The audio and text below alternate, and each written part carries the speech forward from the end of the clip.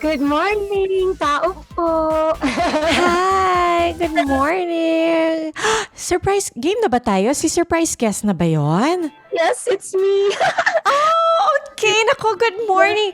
I wonder who our surprise guest for today is. Hi. Hi, surprise. Oh, Antoinette Taus. Hello, how are you?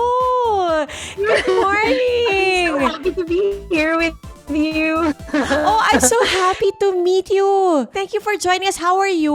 I'm good actually. Siyempre feeling ko lahat tayo, marami tayong mga kinakapag-uran at ginagawa, pero as long as it keeps us inspired and driven, meaningful yung mga ginagawa natin, it keeps us going talaga. And honestly, I'm really honored and grateful that you invited me to join you today, even if it's a surprise. Nako, it's such a surprise. I'm so happy because I've always wanted the opportunity to speak to you, but I've never had the opportunity to meet you actually in person. So I'm happy that we get to do it today. I have a question though. Where are you? Dahil ang background mo, under the sea. But where are you?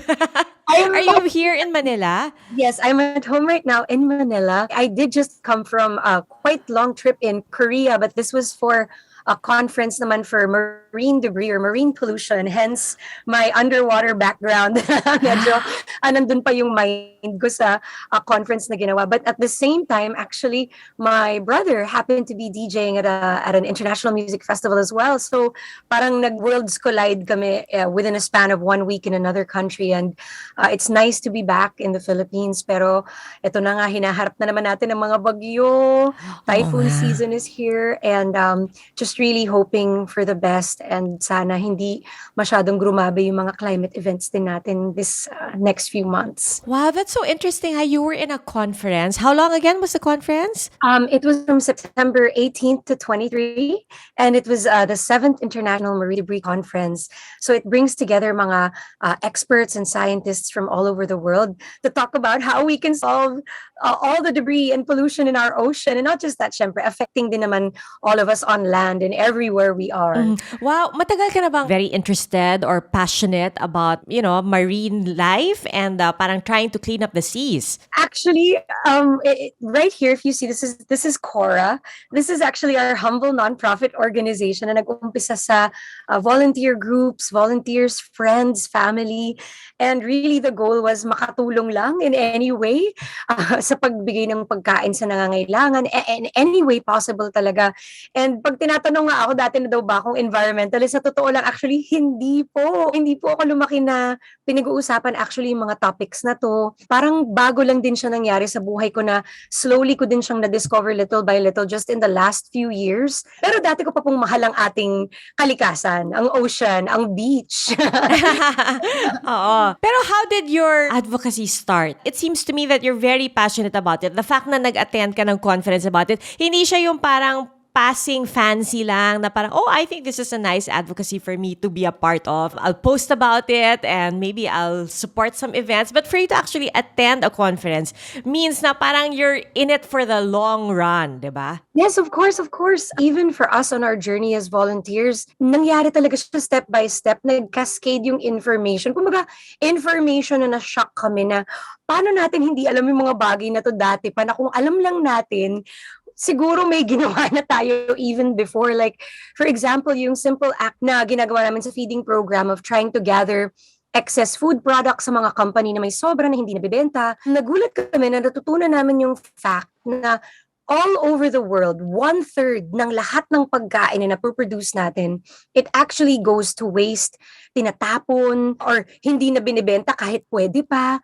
And nagulat kami na 1/4 lang nung 1/3 ng lahat ng wini-waste across the world or nawa-waste is already enough to end world hunger. So, na-shock kami doon na, oh my gosh, hindi tayo kulang. Hindi kulang ang mundo sa resources, pero bakit hindi nakakarating sa mga nangangailangan? And then, nagulat kami na pati yung fact na nasasayang yun, natatapon or napupunta sa dump site, sa landfill, may epekto din pala siya sa environment. Kung titignan siya sa epekto niya sa environment, third worst emitter siya.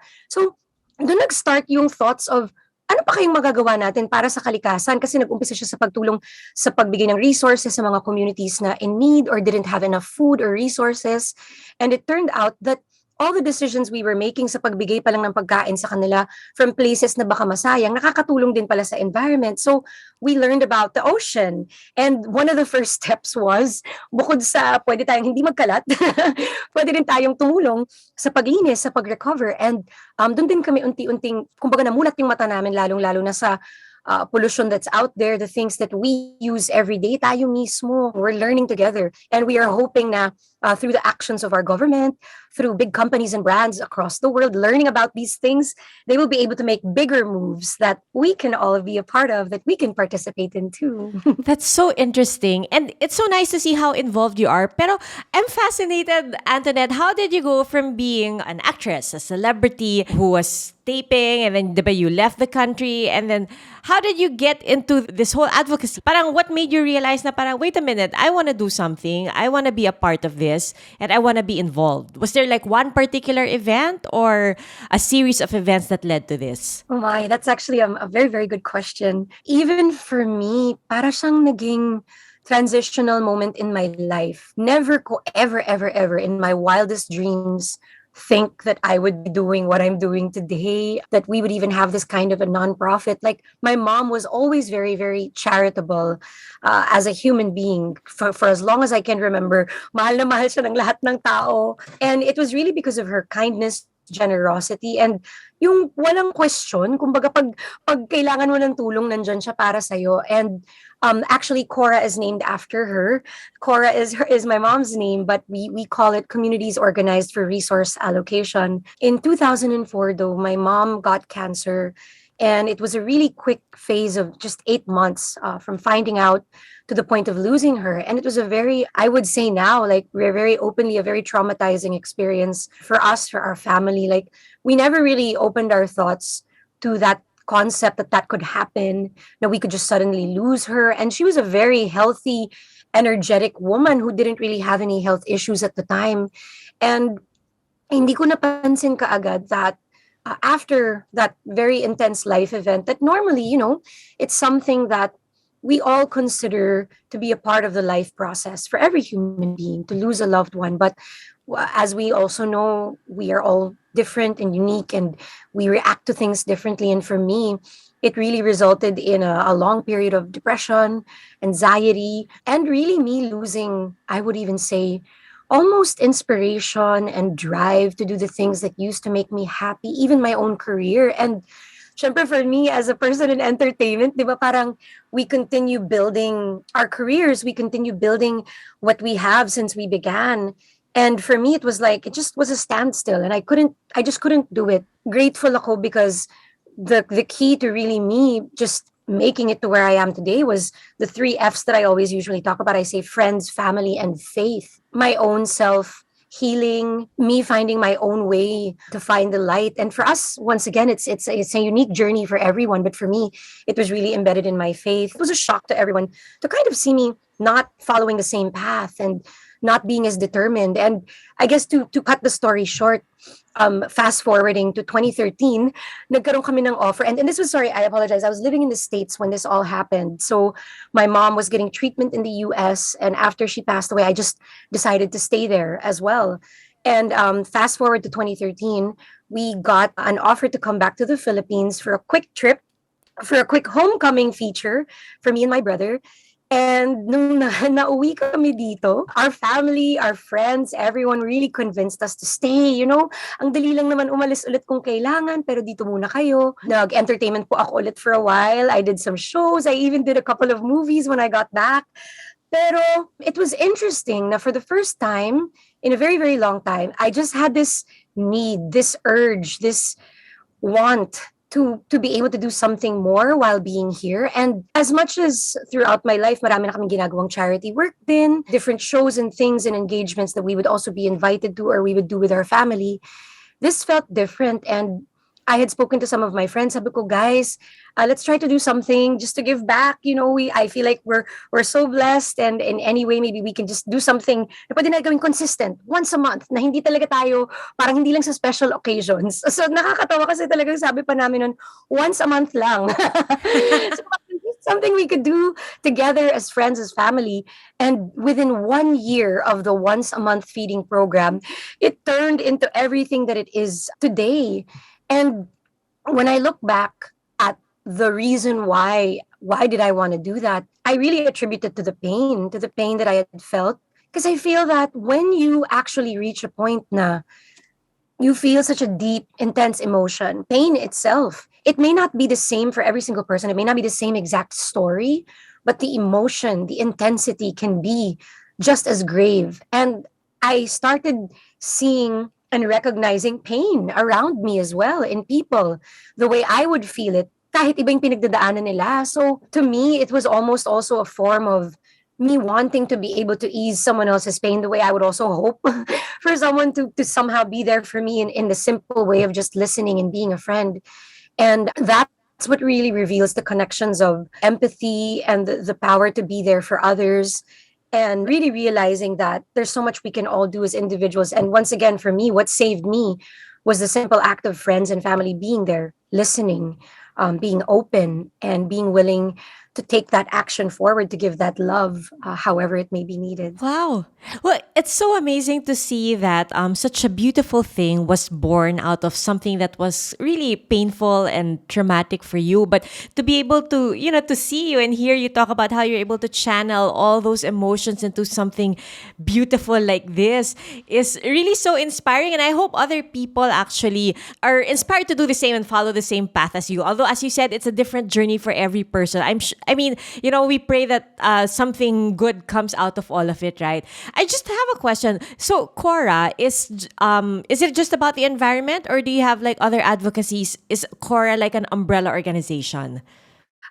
CORA is actually a nonprofit that really works to bring together volunteers, companies, being able to collaborate even with local government units on issues from feeding programs to the environment pertaining to the ocean. So we also have, aside from our waste management initiatives, meron din kaming mangrove rehabilitation program sa Leyte with a group of incredible women called the Woman Grove Warriors, who are working to help rehabilitate and grow mangroves and trees to protect the community. So focused din siya once again sa ating mga kababayan, sa climate change, sa fact na sa Pilipinas, isa tayo sa pinaka-apektado in the whole world when it comes to climate events na minsan na-underestimate na ng iba, or parang minsan nasasanay na kasi yung iba na parati tayong may bagyo, pero hindi na-realize na scientific research really shows na we are at the top of those being affected. So for us,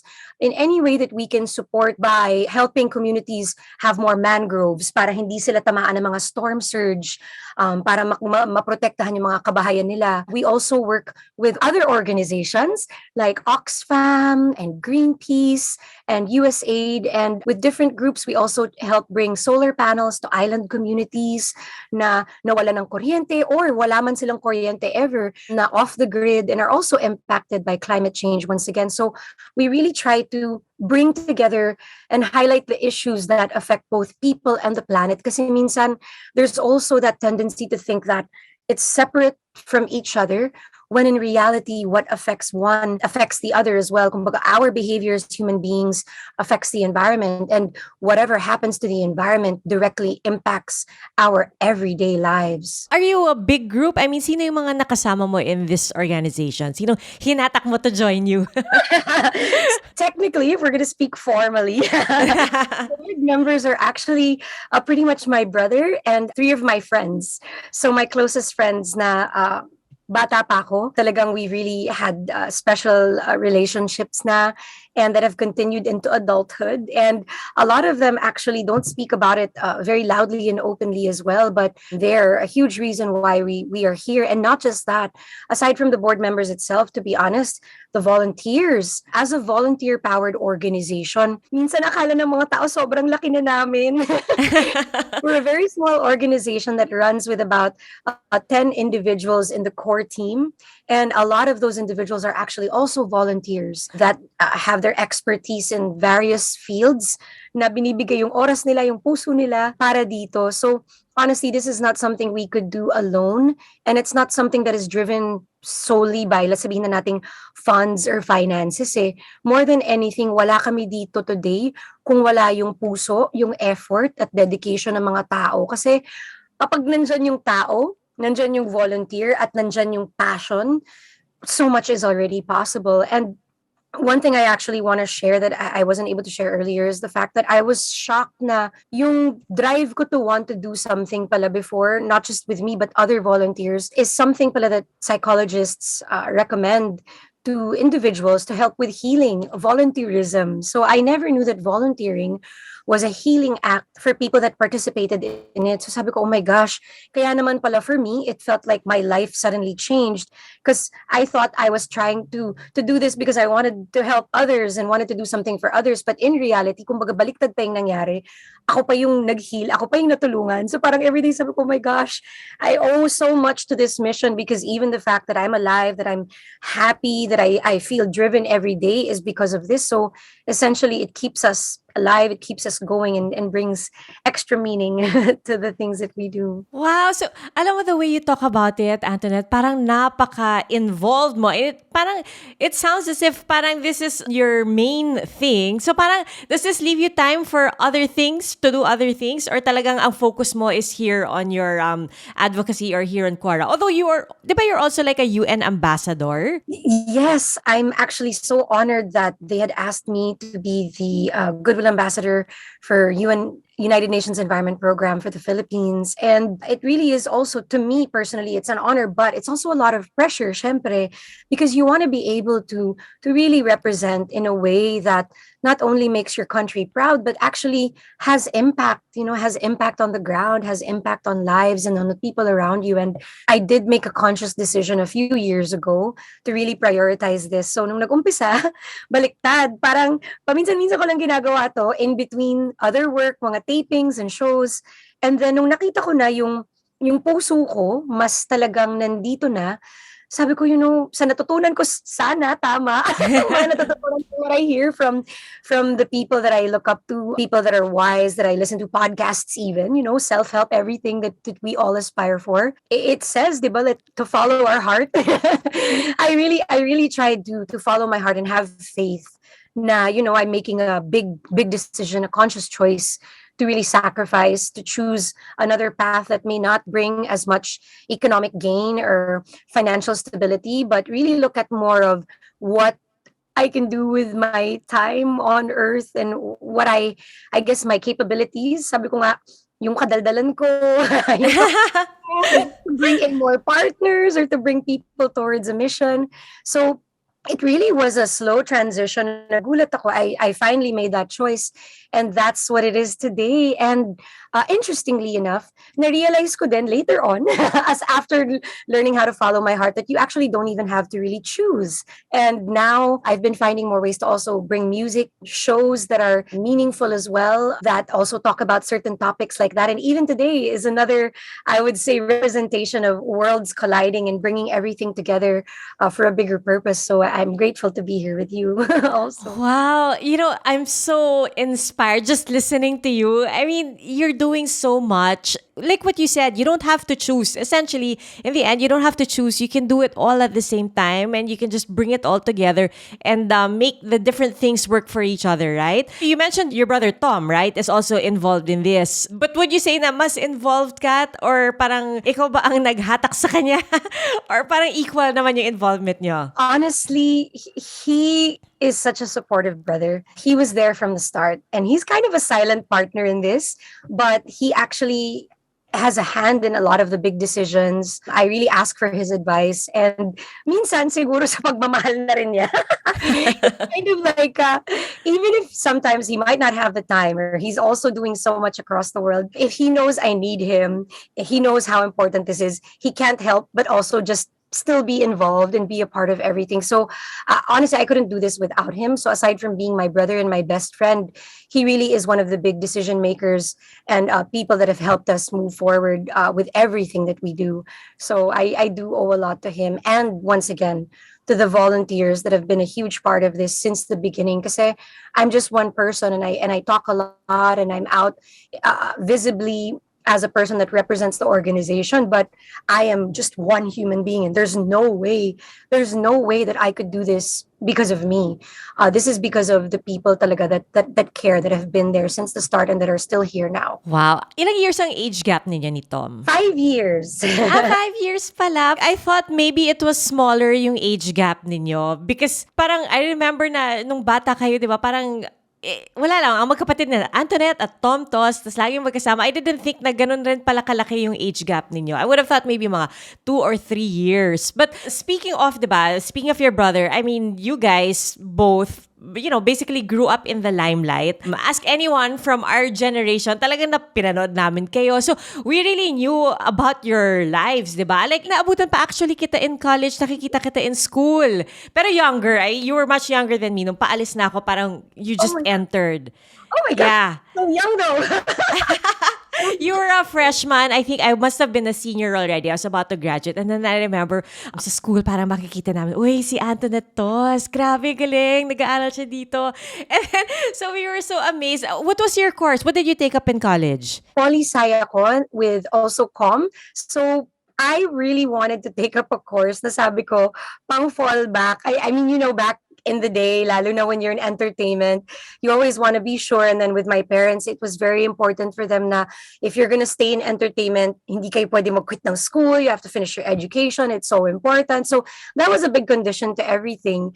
And true enough, I hope I've been able to use what I've learned and what I'm doing today. But I believe naman kasi knowledge is a continuous building process throughout your entire life. And I'm just grateful that I was actually able to have those years in Ateneo lalo na. Those were some of the best years of my life, I would say, and an incredible experience. Wait, but nung nag-enroll ka, were you studying full-time? Kasi I remember parang medyo naglaylo ka ng konti from showbiz by that time, di ba? Because you were focusing on your studies. Actually, nag-light load ako nun kasi super medyo full-blown pa talaga yung namin nun, yung work sa showbiz. But towards the latter end of my college years, yun na yung nagta-travel na ako sa States. So there was actually a time na nag-leave ako.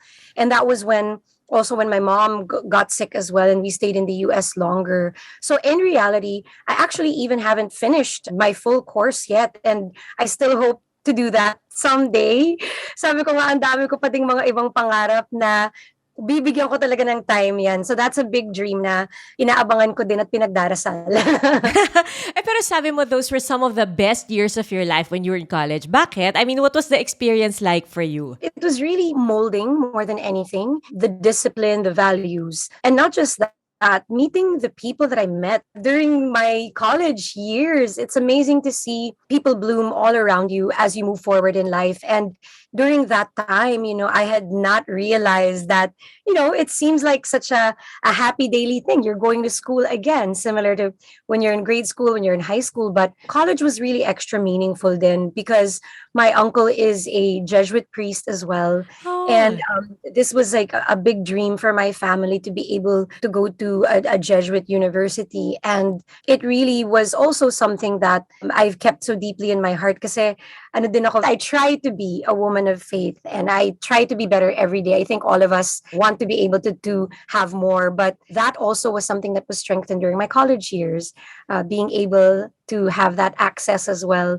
to the wisdom, to the spiritual guidance, amongst, of course, all the fun. Fun and the wonderful experiences. Syempre, may fun yan. So, would you say na parang you were able to experience yung typical college experience then kahit paano, even if you were shooting movies at that time, yung parang yung friends mo, sila yung tipong, they forget na artista ka pala, tapos pwede kayong lumabas, kumain, hang out sa bench, ganyan. Yes! Oh my God, that's so funny. Feeling ko you're bringing back memories. Mas pinapaalala mo sa akin. Matagal ko na yata hindi naisip yan. Pero yes, it really felt like when I would be in school, that's not there. Wala yung showbiz side, wala yung entertainment side, and I'm grateful for that as well.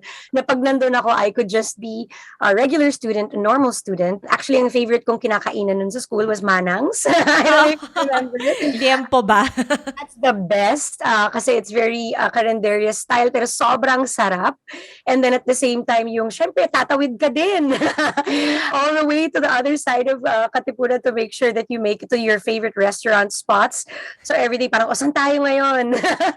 So those were the fun parts of school as well, aside from the meaningful parts of it, and really being able to bond with friends and meet friends from other facets as well, from other fields, and have sleepovers. So nagawa niyo yun? Nung college, may mga sleepover din kayo? Yes. Actually, ang first out-of-town trip ko, nakakatawa. Sobra akong masyadong strict yung mom ko before talaga, yung parents ko. Finally, pinayagan ako mag-first out-of-town trip na mag-beach with my friends no college. So that was with my college. College na yun. Before that, parating kasama pa rin yung mom ko or may bantay talaga. Masyadong syempre, you know how it could be din, di ba? But that's how much my mom trusted my college friends. O at least, di ba, very memorable yung first beach trip mo. Tandang-tanda mo pa. Yes.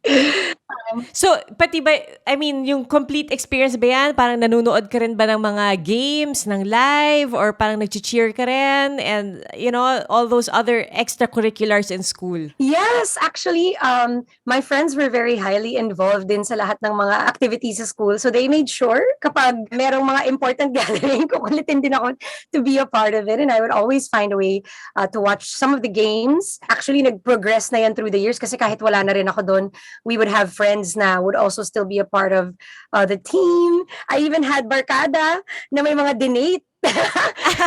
One of my bestest friends, Cheska Garcia, and she ended up marrying Doug Kramer. Okay. And that journey really followed us forward. Oo nga, no. Oh, that's right, no. Barkada mo nga pala si Cheska. So, sabay kayong nanonood ng game? We only got to do that a couple of times kasi later, na yun eh. Later period na rin yun. Kasi mas bata si Doug. Yes, mas bata si Doug, yes. Okay. Alright. So, yun pala yun. Yung college experience mo, yung college barkada mo, hanggang ngayon ba, are you still in touch with some of them? You know, sadly, hindi kami as in touch as my childhood barkada. We lost touch siguro when I was in the States already for a longer period of time. Oh my gosh. Actually, yan yung mga bagay na pinipray ko din na I can start aligning more and more. Like really connecting back with people that have been in my life, most especially important people that have been a part of my past. And to me, kasi, you know, transitioning, living in the States for a while, being there for so long, so much has also happened and changed. And even me coming back here, so there are a lot of people out there that I'm really working to connect back with, to find our ways back to reunite again. Nako, I'm sure you'll be able to get to do that. Kasi ako, parang based on experience, the friends that you have when, you know, you're high school or college, parang kahit na ang haba ng panahon na lumipas na hindi kayo nagkita or nag-usap, parang pag nagkita kayo, it's still the same. Same dynamics. Parang yung pinag-uusapan nyo, pinagkukwentuhan nyo, pareho pa rin. So, I hope you get to do that soon. And I'm sure you'll be able to enjoy whatever homecoming or reunion you will have with them in the future. Pero speaking of, diba, sabi mo kanina, Antoinette, there was a time na you moved to the States, you moved to the US. What brought about that decision to move to the US? Hi, I'm Howie Severino. My colleagues and I developed this idea of creating a podcast as a safe space for sharing insights with leaders and interesting people across diverse backgrounds. I've been a journalist for 33 years as a newspaper reporter, news anchor, online editor, and documentary maker. But podcasting is fresh territory for me. Check out the Howie Severino podcast, an original for GMA News and Public Affairs. New episodes will stream every Thursday. Listen for free on Spotify, Apple Podcasts, Google Podcasts, and other platforms. Empower yourselves and be safe.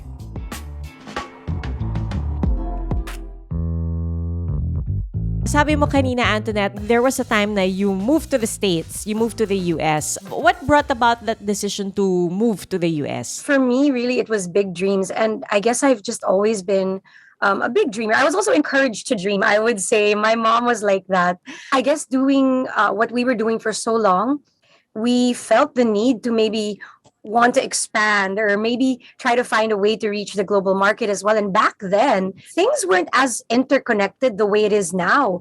Na parang it's so easy to have access to global entertainment. Things are more inclusive now. There are more opportunities now, even for Asian Americans. And back then, wala pa talaga. And that was something we really wanted to push forth. And when I say we, I guess that's me. Because my brother was a kid and he just enjoyed doing what he was doing. But he wasn't being so technical about his dreams, you know. He was just going to school and he also had fun being in movies. So when I moved, ayaw niya rin maiwan. Sabi niya, ako din. I want to go. So we all moved together. And we actually ended up having agents and we did a few work in the US. My brother's actually done a few international films as well. I'm glad we did it. I'm glad we took that step forward because it really did change so much for us. We grew as individuals, not just in our craft, in our art, but as human beings.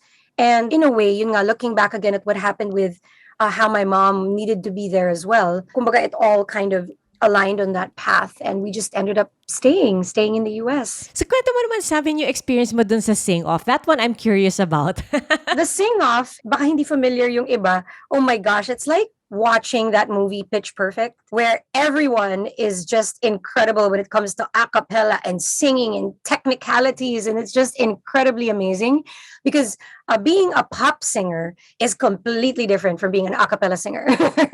And the group that was put together was a bunch of LA artists that were pop singers. Instead of really making your voice be heard loud, you have to blend together. And it was just also an incredible experience being in one place in a hotel together. This was in California, and we had the chance to even become friends and meet the judges who actually kept communicating with us even beyond the show. Biggest musical minds as well, guiding us and moving us forward. And that was in my mid-20s. So a lot to learn, but more than anything, it was incredibly fun. So, sabi mo it was like pitch perfect. So, ikaw ba yung tipong Anna Kendrick of the group? Oh my gosh, siguro. Ganun yung feels. Ikaw yung parang the Anna Kendrick, very game to do and try all sorts of things. Yes. And I got so much respect, to be honest, for a cappella singers. It's a very technical discipline. Hindi siya basta-basta, from really protecting your voice to respecting the people you perform with and sing with. It's not about you as a person shining bright. It's about you doing your part so that the sound comes together, and that's what shines bright. So it was an incredible experience and a learning experience too. Being an actress, a singer, an artist, was that a dream of yours ever since you were very small? Kasi nung pagpasok mo sa showbiz, bata ka pa eh. Parang dahil ginusto mo na, or you just thought, okay, I'll just try it. Or talagang gusto ko maging artista. It was my mom's dream. Oh. Gusto niya mag-artista, pero hindi siya pinayagan ni Lolo. So feeling ko, lumabas yung frustrations niya sa amin because she would dress me up and make me perform in school. Pero hindi naman make na ayoko actually kasi gustong-gusto ko naman. Kumbaga pag sinabing sing, game na game ako kaagad. To the point na my mom had a restaurant in Angeles called Angeles Fried Chicken, and I guess one of the known things was me at 3 or 4 years old. I was like that little girl always dancing on the table in the restaurant pag nagpe-play yung jukebox. So it was always in me. And bata pa ako, madaldal na ako. So, yun. And I guess she just really brought it out of me and nurtured it. But never would I say that we were influenced or forced. Never. I still love doing it. Like, singing is something that I keep with me. And I'm hoping, actually, that by next year, I'll be releasing some music, meaningful music that also, hopefully, also stems back to the things that we're also doing. And so yun yung mga things na I'm hoping for. Kumbaga, worlds colliding from my childhood dreams all the way to the new dreams now as well. Do you remember what your first big break was in showbiz? What was it for you? So there would be a couple of milestones. Siguro yung first would be, as a little girl, a commercial started for me nung 4 years old ako kasi yung ninang ko was a part of Binibining Pilipinas. And then nanonood kami ng mom ko to support. I'm not sure where the location was, kung Araneta Coliseum or something like that back then. And nakita lang daw ako ng isang ad agent and had asked, "Oh, can we bring her in for VTRs para pwede siya mag-commercial?" And because of that, I got my first commercial with a big brand, skin brand back then. And then when I was 11, yung dad ko saw an ad in a paper na may audition daw for this movie for Marilu Diaz-Abaya. So it was her comeback film. And they needed 3 kids, a boy, an older girl, a boy, and a younger girl. So both my brother and I auditioned. My dad was like, "Hey, Cora, why don't you take the kids since, you enjoy having them do this kind of stuff? This looks like an interesting project." So we just went to that audition. We got the part, both my brother and I. They didn't know na magkapatid kami till we got to the final stage. Nagunat sila. So we both got that film, Kung Ako'y Iiwan Mo, with Lorna Tolentino and Gabby Concepcion. Ayan, back then. Wow. And after that film, nagtuloy-tuloy na. We were placed in Ang TV. We were placed in different shows. During that time, we were placed in different TV shows for kids, for youth, and other movies then that helped kind of, I guess, set the path forward for us to where we are today. Pero that's also a lesson maybe for people out there that dreams don't just also fall on your lap. Kumbaga, you have to take the opportunity to go out there, to take that chance, to put yourself out there, to audition, and to make that effort along with the dream. But once again, of course, preparation meets opportunity. Kaya lang kasi, ang hilig-hilig na namin mag-act every day. So by the time dumating yung audition, parang ready na kami sumabak sa audition. Oh, that's true, no? You have to be ready kasi when opportunity comes knocking. So, practice lang ng practice hanggang sa nandiyan na yung opportunity. Pero for you, what were some of the more memorable shows? I would imagine siguro yung mga shows in your teen years, di ba? Yes, from the childhood ones na kung saan talaga kami nakilala. But at the same time, oh my gosh, dumating din yung teen years at yung love team phase na ngayon pag napapanood ko na yung ating mga kinakikiligan nowadays, hindi ako makapaniwala na ginawa ko din yun dati. And I'm grateful kasi pag nangyayari yun and you're in the middle of all of it, I mean, as a young person, lalo na pag teenager ka din, feeling mo nag-enjoy ka lang din. This is your version of high school. This is your version of having friends in high school as well, being on the set. And it really became the core memory of my young years, the shows that I did. Actually, a lot of them were with GMA.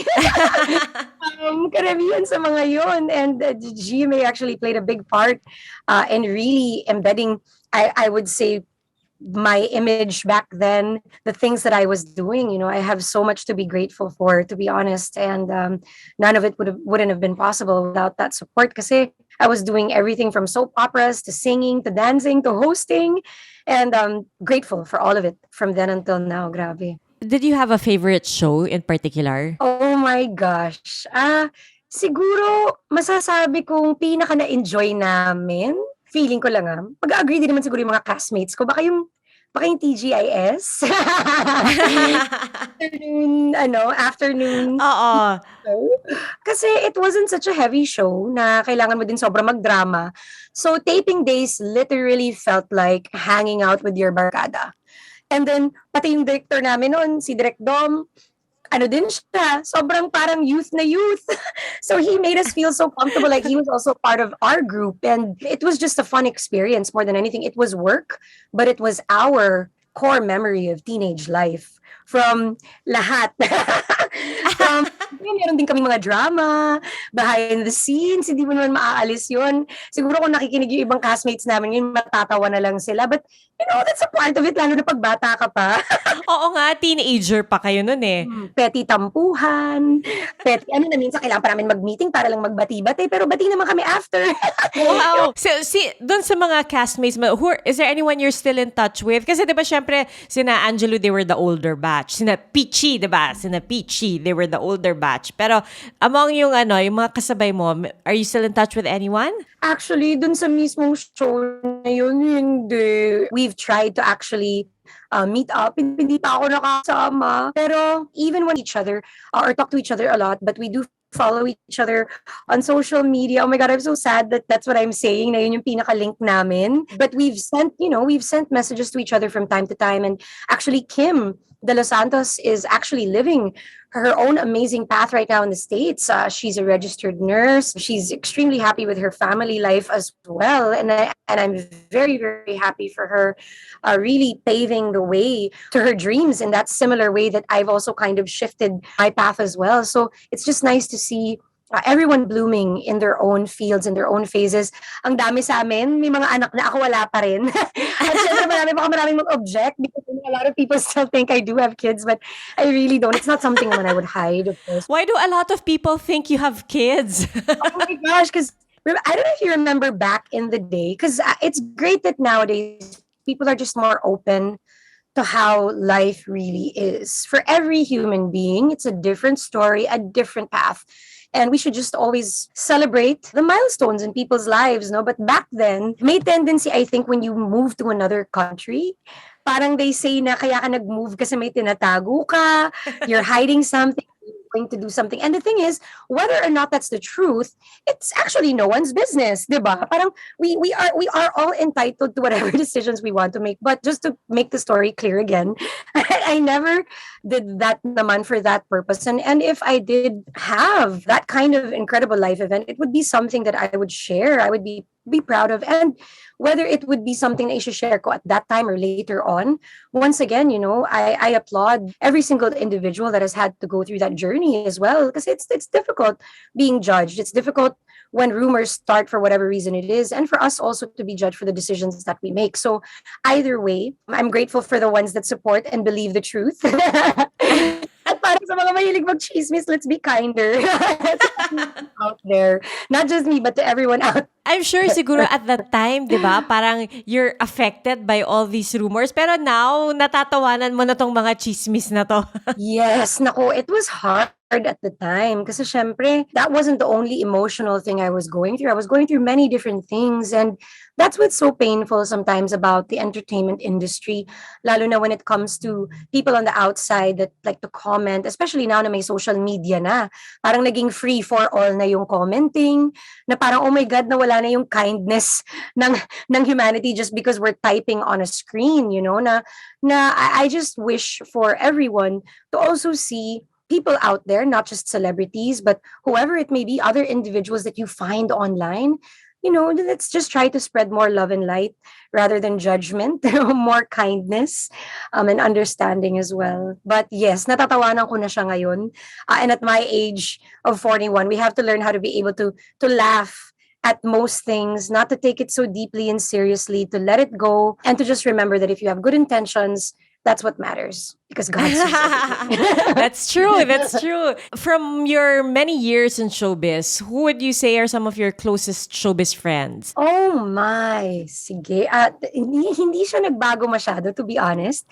Kasi simula pa lang 11, 12 years old kami, barkada na kami, like I said, sina Cheska. And so from Cheska Garcia to Anne Curtis even being a part of that. And although we don't see each other as often now, andun pa din yung connection, like you mentioned earlier, na things don't change. So that barkada actually consists of Cheska Garcia, Anne Curtis, Danica Soto. There's also Bianca King. There's our friend CJ, Zara, Monique. Ayan, actually nakita-kita lang din yung barkada recently. And I gave you a long list. LJ Moreno is also a part of that. And yun na nga, ang dami ng may anak at asawa. And for some of us, meron pa ding single.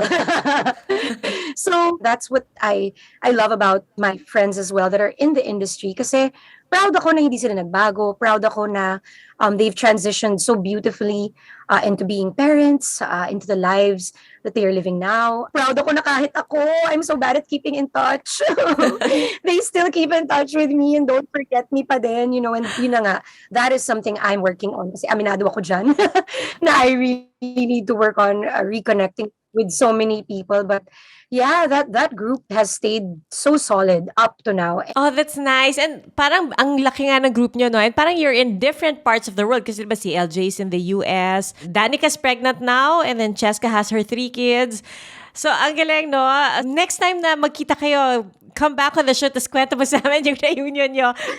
I would love to. Mostly, it's a lot of eating and a lot of just kwentuhan. Oh, that's the best. Eating and kwentuhan. So, but now are you open to doing more showbiz projects at this point, given that you're so busy? I did get asked to do a couple of mga lock-in tapings din, to be honest. And yun na nga, if it doesn't fall into the commitments and the schedules na medyo nakalatag na rin for me that are there and laid out, I really prioritize the nonprofit work with CORA and the projects that we have. But as mentioned, I'm also quite open, most especially in the future. I'm trying to balance my life a little bit better. You know, we've been in a building stage sa nonprofit, but I also would like to be able to have that more balance, more time for other things and for my craft. And also the main reason is because I know that the craft also supports the mission itself. So to be able to tell the stories, madala sa mga tao, mapakita yung mga kwento na nangyayari sa iba't ibang parte ng Pilipinas, but maybe in a way that connects, that is also entertaining for people can relate to.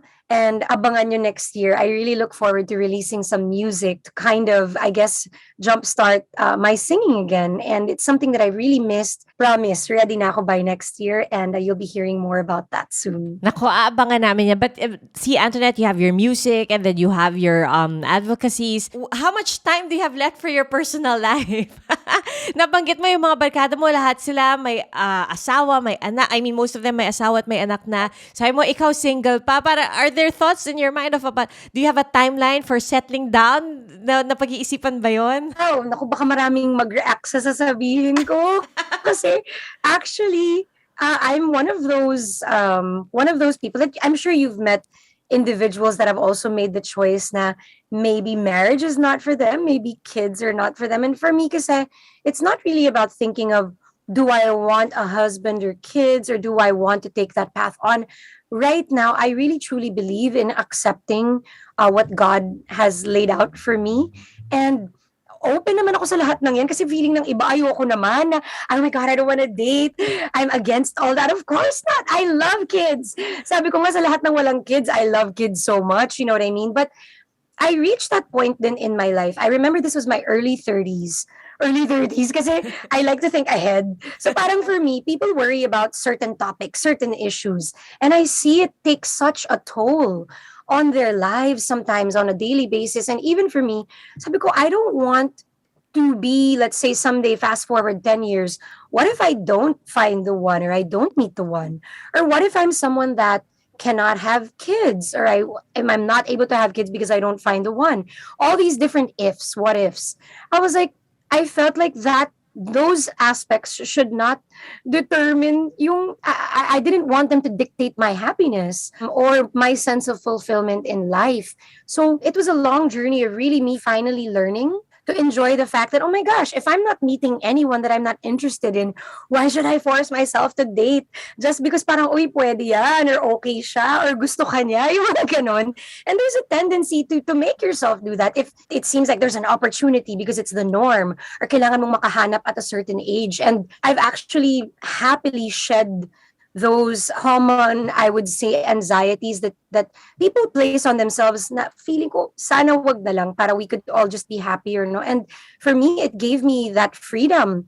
It gave me a sense of happiness, kumbaga letting it go na I don't even worry about it or think about it. Kasi for me, kung may dumating, yay, I'll be happy and inspired. Pero kung wala, I'm actually so focused on the work that I'm doing. And I've found happiness in that. To tell myself na, you know, a man should not be the definition of you feeling complete. But if there is a man or a partner in your life who can support you, love you, and catapult you into even more greatness, then why not, diba? And of course, children. I love kids. You know, I have pets and I love kids. Grabe, lahat ng kakilala ko na may anak na nagiging ako, and I adore children, and I've always thought that I would have my own. But now, at this point in my life, I've actually come to terms with, you know what? I can live vicariously through my friends. I can love my godchildren. And I can channel, hopefully, that love into different other individuals and not just towards my own children. But once again, open to it, whatever God has planned, pero hoping that people find empowerment and strength in realizing that it's also not just about that. Okay, so just to be clear, 'di ba? Parang hindi actively seeking, but if, it happens and it happens because you're happy as is and whole as is. Yes. Yes. But I haven't dated in years. Talaga? Like, I mean, I imagine kasi parang 'di ba pag sa pelikula, 'di ba, when you watch movies about single people in the US, parang all they do is go out on dates, ganyan. Wasn't it like that for you? I mean, your younger years in the US, hindi ka ba parang feeling ko pag ganun, parang everyday may date ang tao sa States. Oh my gosh, there's a tendency for that to be true. Yes. In the US, dating is a normal everyday thing naman. You shouldn't judge anyone for wanting to explore, which is true. But I have to admit, I did entertain dating, exploring and meeting wonderful people out there. So, date din ako. Siguro dahil baka it's a case na rin of been there, done that, no? Parang pag ganitong edad na, I'm 41 and I pretty much feel like I already know what I want. So, parang wala na rin ako sa phase ng exploring. It's more of feeling ko pag meron talaga akong na-encounter na individual na wow. I will know the wow. Yung marirealize mo na, ay, iba tong taong to. I'd like to get to know this person more. But it's not really about the dating per se anymore. But of course, I'm a human being. I'm a woman. I also dated. I had fun. And I've also met some amazing human beings out there. And they were all kind and wonderful. Mas mahirap ba mag-date in the US than here in Manila? Parang feeling ko kasi dito since, syempre very public persona ka, very public figure. Parang anytime you go to a restaurant na may kasama kang lalaki, parang pagtitinginan ka ng mga tao. Oh my gosh! Actually, hindi ko na maalala yung last time na nakipag-date talaga din ako dito. Honestly, I'm not a big dater din. Ako yung type na kailangan ma-develop. Tama ba yun? Okay. Sa dates, I feel like dates are one of the most awkward things, lalo na yung dinner na magkaharap kayo and you're just talking to each other. Kumbaga, activities are better. Am I being a prude in that way? Hindi naman. It's just, Hindi naman. May anxiety din. So some people kasi ayaw rin nila yung tipong blind date kasi nga may pressure agad, 'di ba? Na parang it's either you will like the person or you won't like the person. So grabe yung pressure nun. Yes.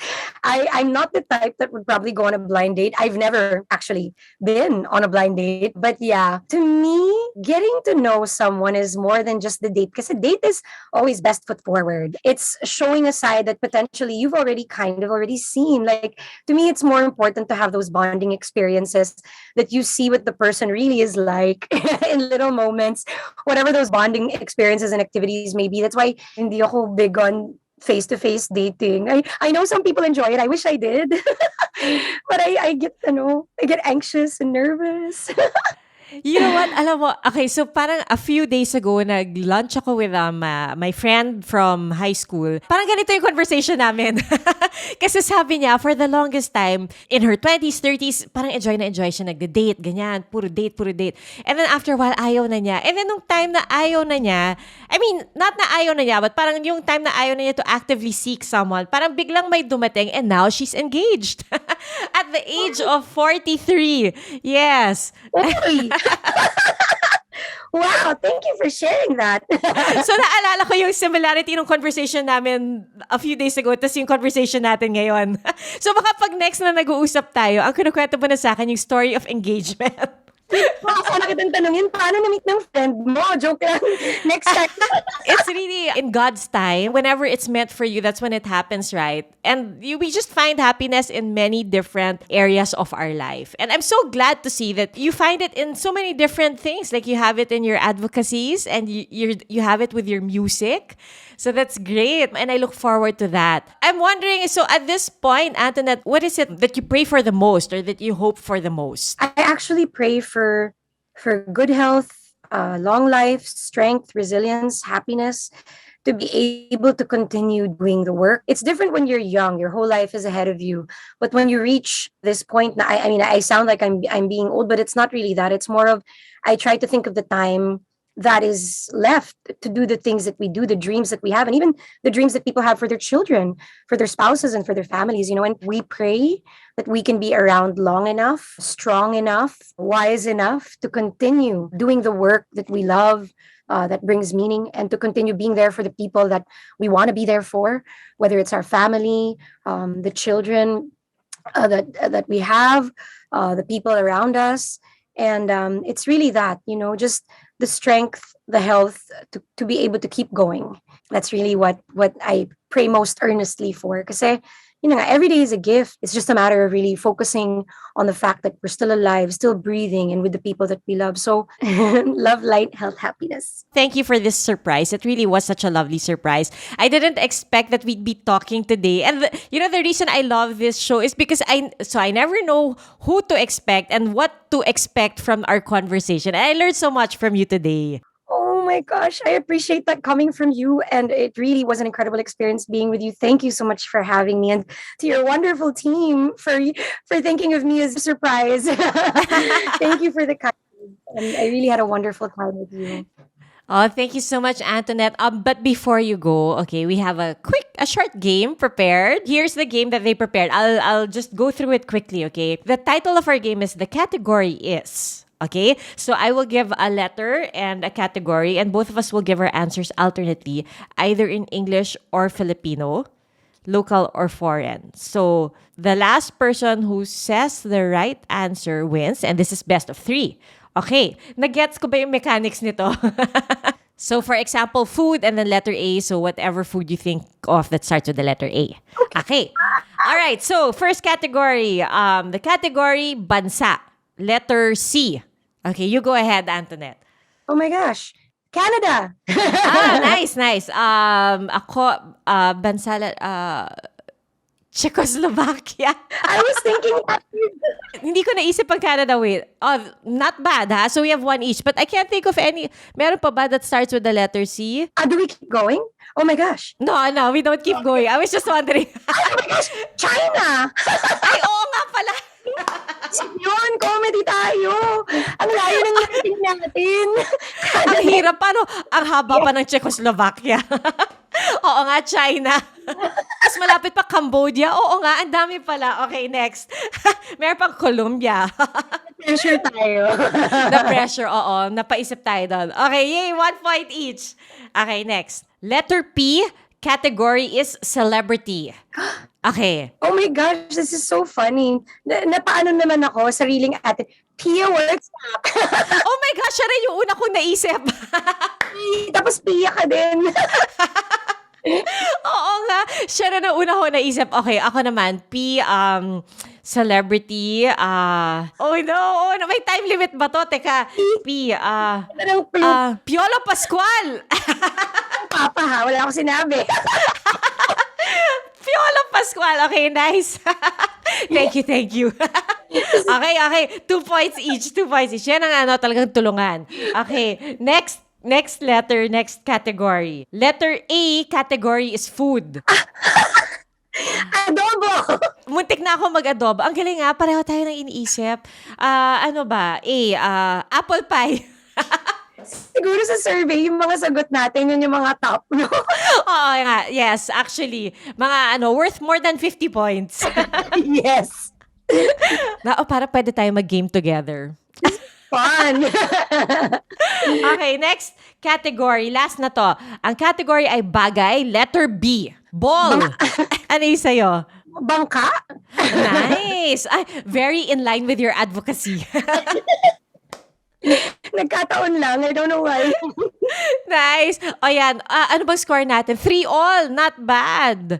Not bad yung 3-all. Nako, nice. Alam mo, pwede tayong mag-partner in some game. Oh my gosh, that'd be great. Something, put it out there. Oo, kaya nating mag-champion together. Ay, Team Ateneo ba? Pwede. Or Team 40 plus. Team 40 plus. That's a cool one. I like that. Antoinette, thank you so much. Thank you for being game, answering all our questions. Before we let you go, baka you have something that you wish to impart to our listeners and of course to all your fans and supporters who have been with you throughout all these years. Oh my gosh, thank you so much. I really, really, really give my whole heart to not just to our volunteers at CORA, but to the fans. Even, to me, when I say fans, I actually always mean friends. because every time I meet any of you, I've encountered you, whether it's on social media, in person, grabe talaga yung love and light and blessing na napaparamdam nyo, not just to me, but to everyone that you give that love and light to. And it means a lot to us. It keeps us inspired, it keeps us going, and it reminds us that you are there, you're listening, you're taking it in. And as long as we can give you whatever it may be, from entertainment to joy to love to meaningful opportunities to do incredible things together for people, for the environment, I thank you all for that constant support, the love, and the dedication that you put into sharing your lives with us as well. So maraming salamat sa inyo, and I hope you can just continue to follow our journey, not just on social media, but the meaningful things that we do on the ground. I invite you all to join us, to volunteer if it's possible. And if not, once again, thank you for sharing everything that you do online, because that is truly so powerful as well. And God bless you all. Thank you so much, Antoinette. Your stories are truly inspiring. Actually, it makes me want to do more. After this conversation with you, I feel the need to do more. So thank you so much. I'm sure there are others who will be so inspired by your story as well. We wish you all the best, and we look forward to the new music that you will be coming out with. Thank you so much, Pia. And thank you so much to the whole team that put this together from GMA. I'm so grateful to all of you. Maraming salamat. Thanks, Antoinette. This super surprise was planned by the team of Ronald Ramido and Aubrey De Los Reyes, edited by Shirley Paghiligan with the wonderful people of GMA News and Public Affairs Digital. Don't forget to like and subscribe. Till the next surprise!